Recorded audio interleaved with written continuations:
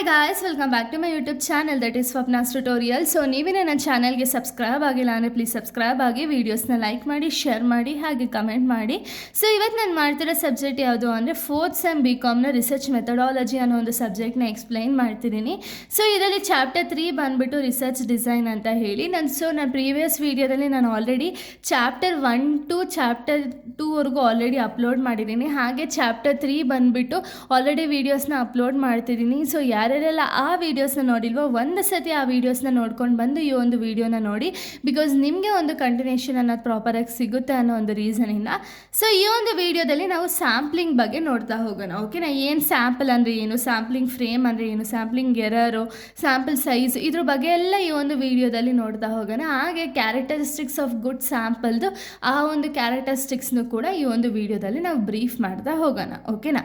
So ಸ್ಯಾಂಪ್ಲಿಂಗ್ಗೆ ಹೋಗೋಕ್ಕಿಂತ ಮುಂಚೆ ಏನು sample ಅಂದರೆ ಏನು ಅಂದರೆ, it is a small groups selected from the population for the research study. ಅಂದರೆ ಏನು, ಇವಾಗ ನಾವು ಯಾರಾದರೂ ಒಬ್ಬರು ರಿಸರ್ಚರ್ ಅಥವಾ ರಿಸರ್ಚ್ ಮಾಡ್ತಿದ್ದಾರೆ ಅಂದರೆ ಅವ್ರೇನು ಮಾಡ್ತಾರೆ, ಕಂಪ್ಲೀಟ್ ಪಾಪ್ಯುಲೇಷನ್ನು ಕೂಡ ಅವ್ರು ಸ್ಟಡಿ ಮಾಡೋದಕ್ಕಾಗಲ್ಲ ಅಲ್ವಾ. ಅದಕ್ಕೆ ಅವ್ರು ಏನು ಮಾಡ್ತಾರೆ ಅಂದರೆ ಇದರಲ್ಲಿ ಸ್ವಲ್ಪ ಸ್ಯಾಂಪಲ್ಗೋಸ್ಕರ ಸ್ವಲ್ಪ ಪಾಪ್ಯುಲೇಷನ್ನ ತಗೊಂಡು ಈ ಒಂದು ಸ್ಯಾಂಪಲ್ ಅಂದರೆ ಸ್ವಲ್ಪ ಸ್ಮಾಲ್ ಗ್ರೂಪ್ ಅನ್ನೋದನ್ನ ಸೆಲೆಕ್ಟ್ ಮಾಡಿಕೊಂಡು ಈ ಒಂದು ಪಾಪ್ಯುಲೇಷನ್ನ ರಿಸರ್ಚ್ ಸ್ಟಡಿಗೆ ಯೂಸ್ ಮಾಡ್ಕೊಳ್ತಾರೆ. ಓಕೆನಾ? ಇವಾಗ ನಮ್ಮ ಹತ್ರ ಒಂದು 100 ಮೆಂಬರ್ಸ್ ಇದ್ದಾರೆ ಅಂದರೆ 100 ಮೆಂಬರ್ಸ್ ಡೇಟಾನ ನಾವು ಕಲೆಕ್ಟ್ ಮಾಡ್ಬೋದು, ಅದು ಈಸಿ. ಬಟ್ ಅದೇ 100ಗಿಂತ ನಮಗೆ ಕ್ರೋಸ್ ಲೆಕ್ಕದಲ್ಲಿದ್ದಾರೆ ಅಂದರೆ ನಾವು ಅಷ್ಟೂ ಜನದು ಕಲೆಕ್ಟ್ ಮಾಡೋದಕ್ಕಾಗಲ್ಲ ಅಲ್ವಾ. ಅದಕ್ಕೆ ಸ್ವಲ್ಪ ಸ್ಯಾಂಪಲ್ನ ತೊಗೊಂಡು ಮಾಡಿದ್ರೆ ಅದನ್ನು ನಾವು ಸ್ಯಾಂಪಲ್ ಅಂತ ಹೇಳಿ ಕರಿತೀವಿ. ಓಕೆನಾ? ನೆಕ್ಸ್ಟ್ ಸ್ಯಾಂಪ್ಲಿಂಗ್ ಫ್ರೇಮ್ ಅಂದರೆ ಏನು ಅಂದರೆ, it is the list of all members of the population from which the sample is selected. Sampling frame ಅಂದರೆ ಏನು, ಇವಾಗ ಒಂದು ಪಾಪ್ಯುಲೇಷನ್ ಇದೆ ಅಂದ್ಕೊಳ್ಳಿ. ಓಕೆನಾ? ಈ ದೊಡ್ಡ ಪಾಪ್ಯುಲೇಷನ್ ಅಂದರೆ ಲಿಸ್ಟ್ ಆಫ್ ಆಲ್ ಮೆಂಬರ್ಸ್ ಇಲ್ಲಿ ಲಿಸ್ಟ್ ಇರುತ್ತೆ. ಓಕೆನಾ? ಕಂಪ್ಲೀಟ್ ಯಾರ್ಯಾರು ಇದ್ದಾರೆ ಅಂತ ಹೇಳಿ ಲಿಸ್ಟ್ ಇರುತ್ತೆ.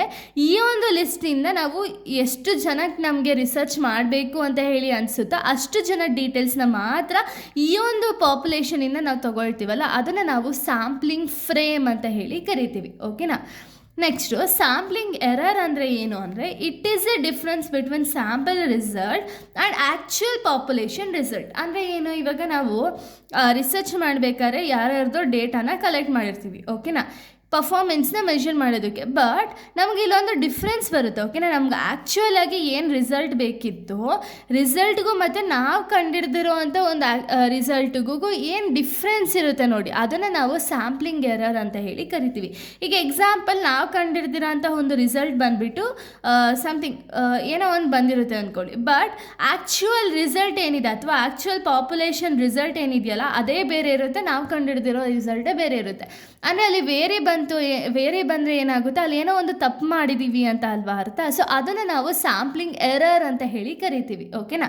ನೆಕ್ಸ್ಟ್ ಸ್ಯಾಂಪಲ್ ಸೈಜ್ ಅಂದರೆ ಏನು, the specific number of individual or observations included in the study which should be large enough to allow the accurate inference. ಅಂದರೆ ಏನು, ಸ್ಯಾಂಪಲ್ ಸೈಜ್ ಅಂದರೆ ಏನು ಅಂದರೆ, ಸೊ ಎಷ್ಟು ಪಾಪ್ಯುಲೇಷನ್ನ ನಾವು ತೊಗೊಂಡಿದ್ದೀವಿ ಒಂದು ರಿಸರ್ಚ್ ಮಾಡೋದಕ್ಕೆ ಅನ್ನೋದನ್ನ ನಾವು ಸ್ಯಾಂಪಲ್ ಸೈಜ್ ಅಂತೀವಿ. ಅಂದರೆ ನೋಡಿ, the number of individual observation in the study ಅಂದರೆ ಎಷ್ಟು ಇಂಡಿವಿಜುವಲ್ನ ನಾವು ಒಂದು ಸ್ಟಡಿಗೋಸ್ಕರ ಯೂಸ್ ಮಾಡಿದ್ದೀವಿ ಅಥವಾ ಒಂದು ಸ್ಟಡಿಗೋಸ್ಕರ ಇನ್ಕ್ಲೂಡ್ ಮಾಡಿರ್ತೀವಲ್ಲ, ಅದನ್ನು ನಾವು ಸ್ಯಾಂಪಲ್ ಸೈಜ್ ಅಂತ ಹೇಳಿ ಕರಿತೀವಿ. ಓಕೆನಾ?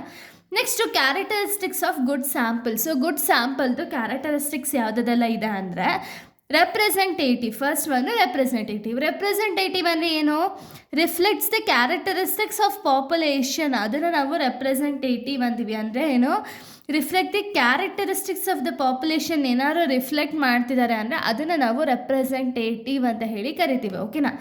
Adequate size, sample should be sufficient large. ಅಂದರೆ ಏನು, ಇವಾಗ ನಾವು ಸ್ಮಾಲ್ ಗ್ರೂಪ್ ಆಫ್ ಪೀಪಲ್ನ ತೊಗೊಂಡು ಸ್ಟಡಿ ಮಾಡೋದಕ್ಕಾಗಲ್ಲ ಅಲ್ವಾ. ಅದಕ್ಕೆ ಅಡಿಕ್ವೇಟ್ ಸೈಜ್ ಅನ್ನೋದಿರಬೇಕು. ನಮಗೆ ಎಷ್ಟು ಒಂದು ರಿಸರ್ಚಿಗೆ ಬೇಕೋ ಅಷ್ಟು ನಮಗೆ ಒಂದು ಪಾಪ್ಯುಲೇಷನಲ್ಲಿ ನಮಗೆ ರಿಸರ್ಚ್ಗೆ ಎಷ್ಟು ಸೈಜ್ ಬೇಕೋ ಅಷ್ಟು ಅಡಿಕ್ವೇಟ್ ಸೈಜ್ ಅಂತೀವಿ.